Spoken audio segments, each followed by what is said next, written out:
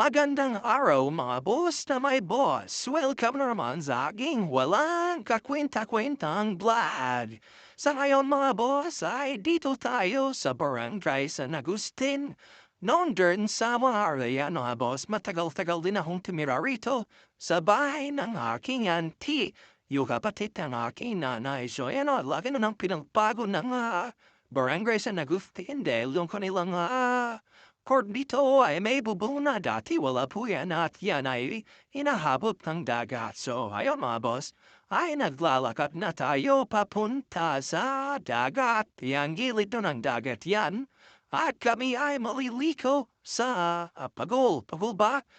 Di ko alam. Basta dito lang sa bumad yan. Kasi doon sa pagula, delikado yung mga bata doon. Ayun mga boss.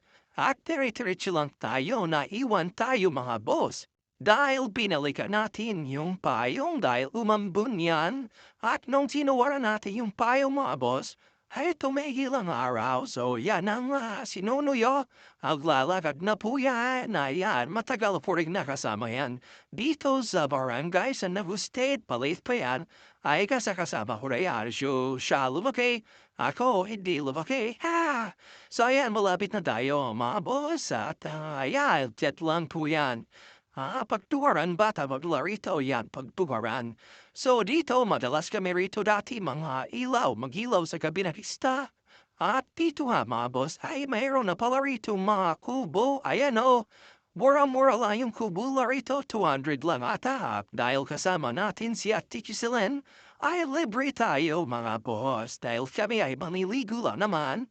At wala ka kaming balang pagpae, miyan mga boss. At yung aming anak ay wala ng patumpik-tupik diretso sa dagat. Ayan o, kita niya yan mga boss. Ayan yung aking asawa at yung aking anak. Ay nako yung panganay ko. Hindi man lang naligo sa dagat. So, pero humapak siya sa dagat mga boss ha. Pero hindi siya naligo. Takot daw siyang uvite. Mayun lang. So ayan na ho, nagbibis na sila at yung aming poso. Ayan ho. Ay nako, sisi sila lang sisi John at Tyron ay kasama natin dyan si Nonoy na niligo tayo. At yun nga lang mga boss ay piti mapato dyan pero napakalaping ng tubig dyan mga boss. Napasarap magbabad at dahil malamig talaga yung tubig niya. Hindi ka magsasawa, ayun mo na boss. At ingat lang dyan dahil talagang mapitiyo mabato siya. Ayan at dito nga ay sisid-sisid lang yung aming anak at naghanap siya ng istak siya mininonoy. Ayan, nababat-babat lang dahil napakasarap talaga magbabal dyan. Napakalamig ng dagat. So yan mga boss, kami ay pauwi na at mabilis ang ligo lang yung ginawa natin mga boss. At hanggang dito lang yung ating walang kakwenta-kwentang vlog.